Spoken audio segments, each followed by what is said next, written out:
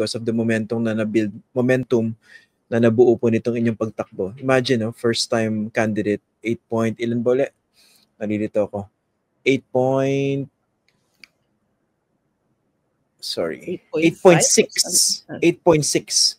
Mas marami pa kayong boto kay Willie Revillame. Christian, siguro kay Francis Tolentino. Pwede ko lang pasalamatan yung alam mo, ang backbone ng aking campaign, aside sa mga kabataan na talagang mahalaga sa akin to the young ones are looking at us. Sila yung umaasa at tumitingin, baka sakaling may kakaibang politika. So yun yung ating pinaghihirapang buuin para sa mga kabataan, di ba? And they all came out in the open and supported us, di ba? Lahat, Kiko Bam, ako, Luke Espiritu, etc. Pero nandun din yung mga retired COANs. Hindi ko pwedeng kalimutan yan. At ang mas masakit dyan, na talaga nagpapasalamat ako, yung ibang COA, tinamaan ng reforms ko. Nakasuhan, nawalan ng trabaho, sumama yung loob, nag-resign, pero tumulong sila sa kampanya. Yun yung tinatawag kong sakripisyo. Ito yung hinahanap natin, yung kakayanan ng ordinaryong mamamayan, ordinaryong lingkod bayan na magsakripisyo. At yun ang gusto kong gisingin. Hindi natin pwedeng isuko itong ating bansa Kailangan gisingin natin. Kayang magsakripisyo ng maraming mamamayan. Handang magsakripisyo ang mga kabataan. Sa akin, napagod ako at parang ayoko na. Pero sabi ko nga, ayokong isara. If only sa mga nalungkot ngayong gabi. Yun. As we speak, no? Kung ano yung mas matimbang sa inyo, yung wag nang tumakbo o give it another try sa 2028? Wag na tumakbo. Sorry sa lahat na nakikinig. Alam nila yan. Ang request lang nila sa akin, wag ko sabihin. Sorry, but alam niyo naman, talagang hindi maiiwasan yan. Kapag sinabi ko na yan, kung ano nasa puso yun. No? I know many will be sad. That's why ayaw ko sabihin. And siguro kahit nasabi na ngayon, huwag kayong mag-alala.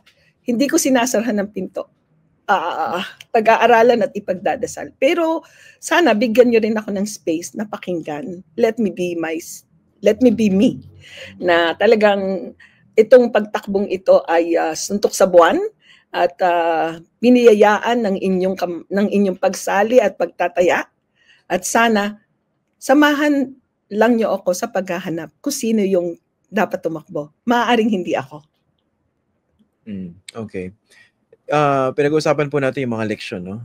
Actually, marami na kayong binanggit na leksyon kanina. Betrayal, etc. Yung mga expectations na hindi naman nami-meet. Gaano ba kalaki yung tama ng mga ganun? And base sa karanasan niyo sa kampanya, ano ba talaga yung pinaka bagay na mukhang hindi nyo kaya masikmura? Kahit ano adjustment ang gawin ninyo? Siguro ito muna yung una, ang hinahanap natin, yung kahandaan na makipag-usap ng tapat, diba? At pag tiningnan natin, halimbawa yung mga non-government organizations, magre-reach out sila sa iyo, no? Sabihin nila, kami, ito ang aming program. Pumunta ka dito at pirmahan mo ito at tutulungan ka namin.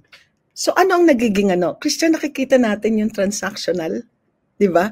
Na parang sabi natin, ito na nga lang sana yung kapartner natin, ito na lang sana yung progressive mong pag-uusap, di ba? At totoo naman yun. Malinaw din sa akin yun, yung mga hinihiling nila, yung kanilang mga plataforma. Pero parang naghahanap ka sana ng space. Kung ilatag mo ito sa mas malawakang parang kung ako yung kandidato na gusto kong manalo, anong gagawin ko, Christian? Oo na, pirma. Pero hindi ko pinag-aralan, di ba? Kaya sa huli, budul-budul lang. Ang sa akin, sana may konting espasyo, nag-uusap tayo. Ito ang aming programa. And then I am allowed to air out. Kasi ganito ang tingin ko dyan. Meron kasi akong ganito na ganon. Parang dito sa atin, hindi ko nilalahat sa akin lang punto ng hindi handa sa iyong kahandaan na maging totoo. Parang, hindi ko pala ganito bakit kami lalaban para sa hindi naman kami kayang ipaglaban. Ako parang, teka, saan nagagaling yung hindi kayang ipaglaban? That's why sabi ko, kaya tayo nabubudol pag nag-offer tayo ng ating programs, pag nag-offer tayo ng gusto natin na masuportahan nyo kami dito, ang expect natin kaagad, walang dialogue, sige, go ako dyan, susuportahan ko kayo kasi gusto natin manalo. Ang tanong, hanggang saan kakapit ang pangakong yan? Sa akin bilang isang tagapaglingkod bayan, bilang isang ordinaryong mamamayan, umaamin ako, hindi lahat ng issue alam ko. Pero naghahanap ako ng pagkakataong maipaliwanag sa akin at naghahanap ako ng pagkakataong makinig ako at ma-appreciate nila yung pagiging totoo at pakikinig ko. Sa politikang meron tayo, walang space na ganyan. Pangalawa, ano yung hindi ko kayang i-betray? Matigas ulo ko, hindi ko kayang humingi ng bagay na hindi align sa aking prinsipyo. A lot of times, sinabihan, uy, kumatok ka dito kasi pag na-endorse ka nila, hindi ko kaya. Hindi ko kaya kasi parang sa akin, pinanindigan ko yung pananampalataya ko, dinefend ko to, isinabuhay ko to. Bakit all of a sudden, kakatok ako sa entirely different in politics and in faith. And then all of a sudden, you have to do it because you have to win. Yeah. Kaya, sorry talaga, magalit na kayong lahat sa akin, but that's how I am. Isa ito sa tinitingnan natin. Kaya, yun din ang tanong ko sa inyo. Do you really want me to run? Considering na a lot of times gusto niyo akong sukuan. Salamat nga doon sa mga nag-volunteer at nag-PR team eh. Ang hirap na ako ang i-PR. Kaya nga narinig ko si Alan, hello, thank you. Hindi kita inimbitahan. Wala akong resources and I never dare kasi alam ko na baka ako matanggihan. Mahirap matanggihan. Mahirap yon. Pero sana tulungan mo yung ibang walang masyadong resources. Yun ang hiling ko.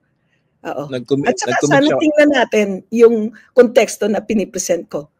Doon sa politikang meron tayo, nakakita tayo ng space eh. Ito yung ibinigay sa atin. Ito yung pinagdasal natin.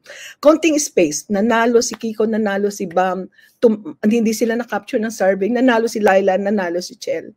Konting space na lang. Baka pwede na makakuha tayo ng mas malawak na engagement sa baba na kung saan mas napapakinggan at hindi naman tayo nasisira sa ating pangako doon sa mga sumama sa atin, sa ating kampanya. Thank you for your honesty, for being forthright dito sa inyong karanasan sa kampanya. And ang nakuha kong takeaway dito, you're too honest for this kind of politics that we have. That's it. Christian, paano ko naman tatakbo ng integrity and hope? Precisely. Kung hindi mo pala kaya yun, di ba? Siguro on a positive note na lang. On a positive note, no? A lot of times, bilang auditor, sinasabihan ka, hindi yan tatayo, madidismiss yan. Payayamanin mo lang yung nasa taas. Sa akin, di-refuse ko yan. Sabi ko, hindi. Kailangan tayuan natin yan. Kailangan pagdating natin sa kabila, masasabi natin, Diyos ko, ginawa ko po ang aking makakaya.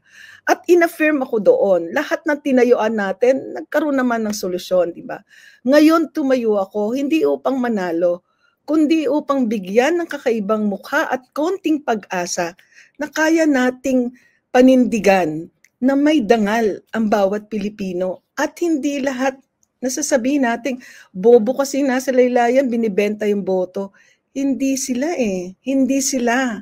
I understand them. Wala silang masyadong choice. Ang akin, ang dapat na kinakausap natin at hinihingan natin ng pagbabago, yung mga nagtutulak sa mga kandidatong alam naman nating hindi dapat tumakbo. Kapag sinabi natin, right ng lahat yan, okay, I agree. Pero ito na lang yung deal ko at ito na lang yung hiling ko. Habang buhay kong ipagdadasal at sana matouch yung mga puso ng mga tumatakbo kahit alam nila hindi naman serbisyo ang hanap nila.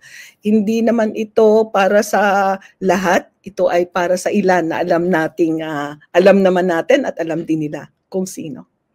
Salamat sa Pili Nation sa pagtayo sa disinformation. Salamat sa digital team headed by Supremo.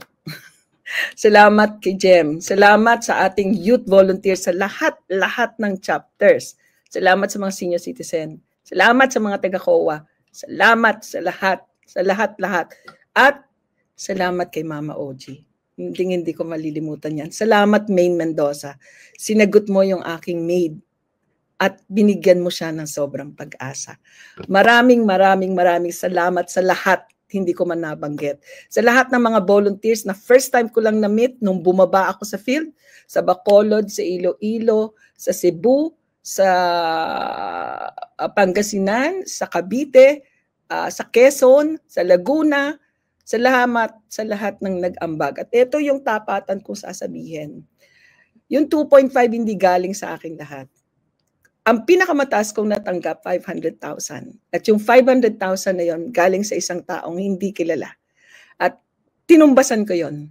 Kasi sabi ko nga, Christian, hindi ko kaya na may mag-aambag sa akin na hindi ko kayang abutin ng kapag nagkasingilan. Alam kong hindi ko kayang bayaran ng lahat ng kabutihan, lahat ng tulong, lahat ng hirap, at sa lahat ng mga umiiyak. Cheer na, bawal ang pangit, bawal maging sad. And salamat, Christian. Salamat sa inyo lahat. Maraming salamat. Maraming salamat. Thank you po. Thank you.